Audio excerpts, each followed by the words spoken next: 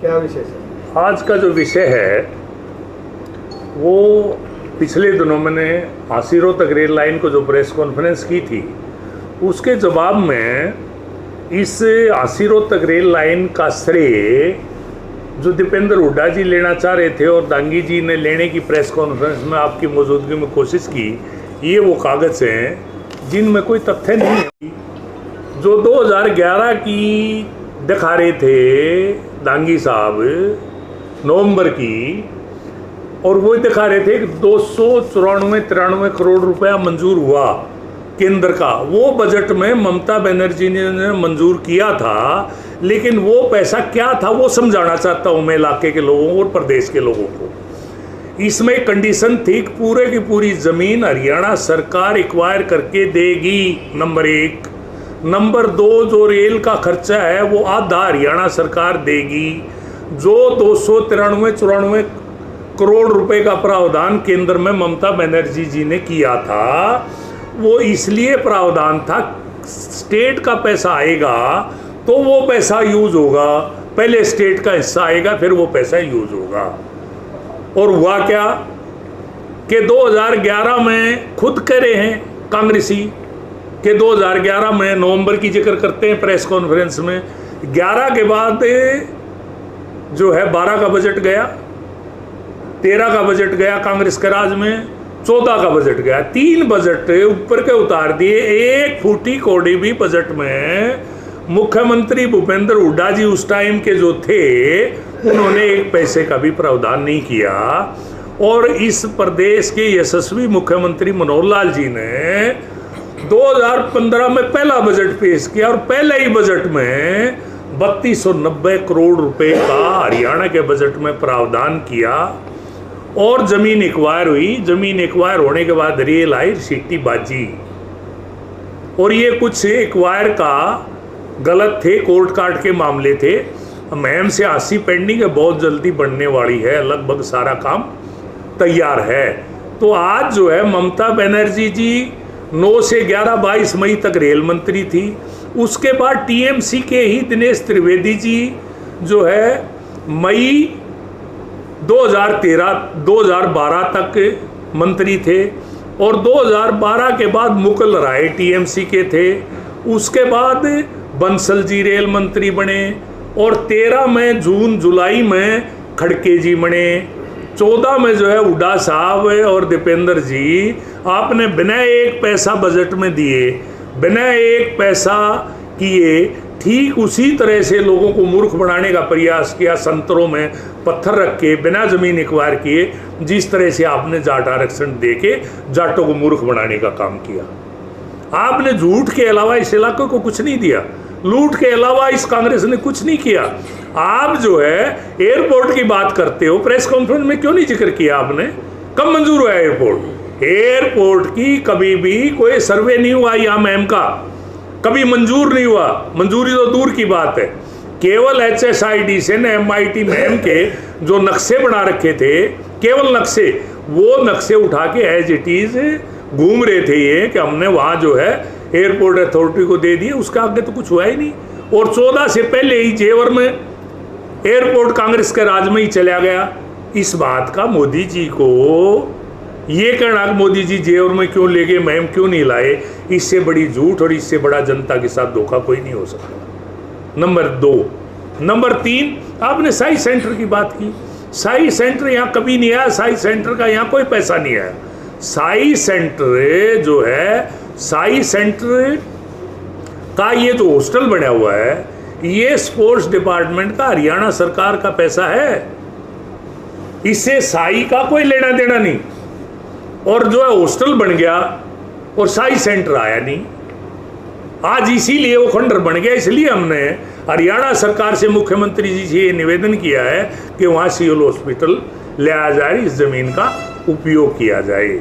आप झूठ पे झूठ बोले जा रहे हो, रेल की झूठ, एयरपोर्ट की झूठ, आपका जो है साई सेंटर की झूठ। आप क्यों बोल रहे हो ये झूठ पे झूठ? इसलिए खड़के जी 2013 में अक्टूबर में जुलाई में मंत्री बने। 13 तक तो सब कुछ हो लिया था, मंजूर भी हो लिया था, सब कुछ हो लिया था। केवल जो है 14 में आप राजनीतिक लाभ लेने के लिए आपने 80 संतरों में पत्थर रख दिया। क्यों? क्या वो जमीन रेलवे की थी? क्या आपकी जमीन थी? आपने कोई पैसा दिया बजट में?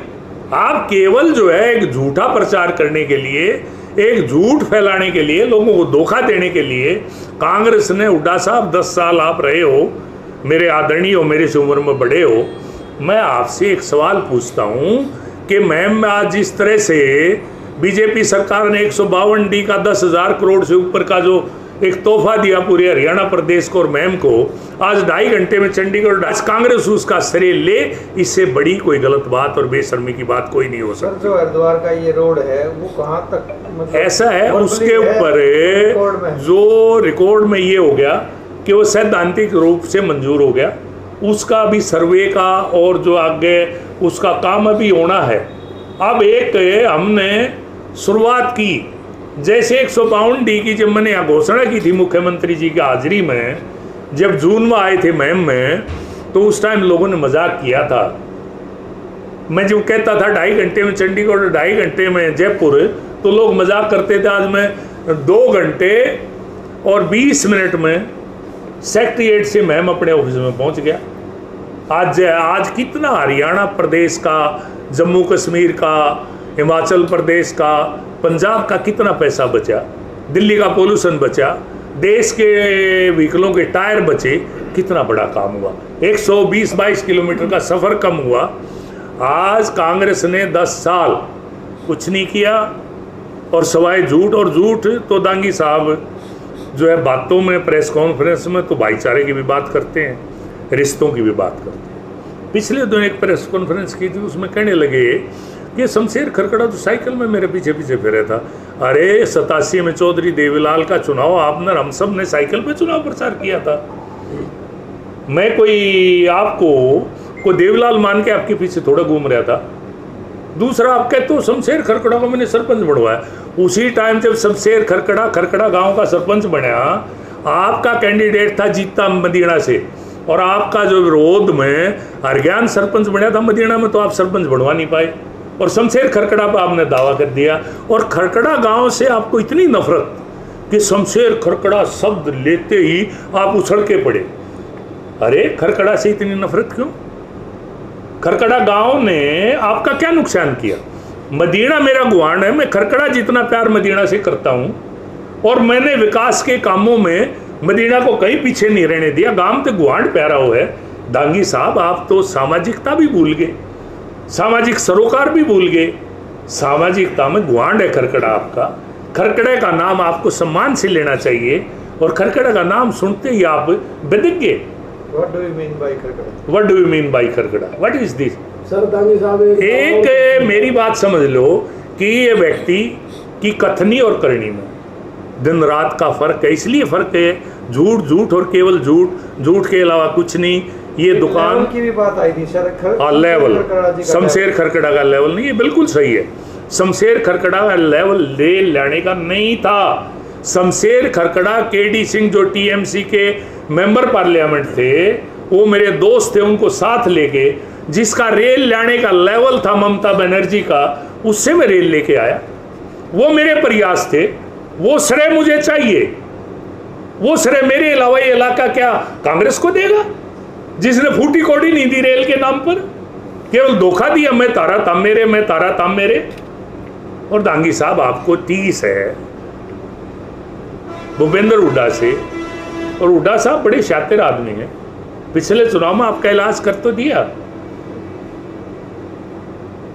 तो फिर आप सर कुछ जो पूर्व पार्षद हैं वो शामिल हुए कांग्रेस। देखिए, ये प्रजातांत्रिक अधिकार है सबका, कौन कहाँ आया कहाँ गया।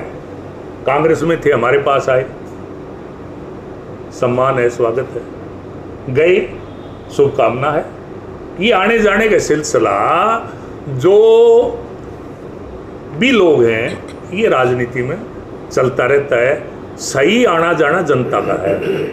जनता जब आएगी उमड़ के, बीजेपी की सरकार, आज दीवारें भी बोलती हैं कि केंद्र में मोदी जी प्रधानमंत्री बनेंगे, पूरी दुनिया बोलती है, और बीजेपी हरियाणा में सरकार बनाएगी, अब भाई मैम के लोग अगर एक चांस मुझे दें तो मैं फर्क दिखा दूंगा। अब भी दिखा दिया मैंने, विपक्ष में रहते हुए भी दिखा दिया।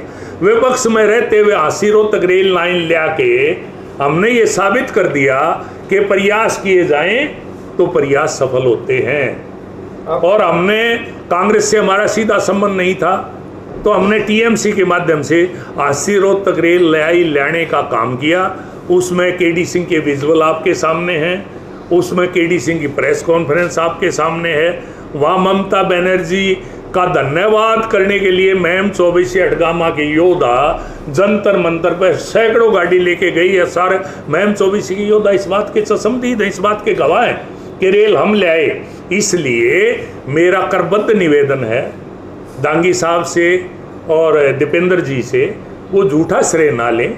अभी तक आपने ऐसा कोई काम नहीं किया इस इलाके के लिए कि इलाका आपको वोट दे। सर एक भांजा है आपका और 1 तारीख को रैली, ऐसा है जी, ये सौदा कुछ है नहीं।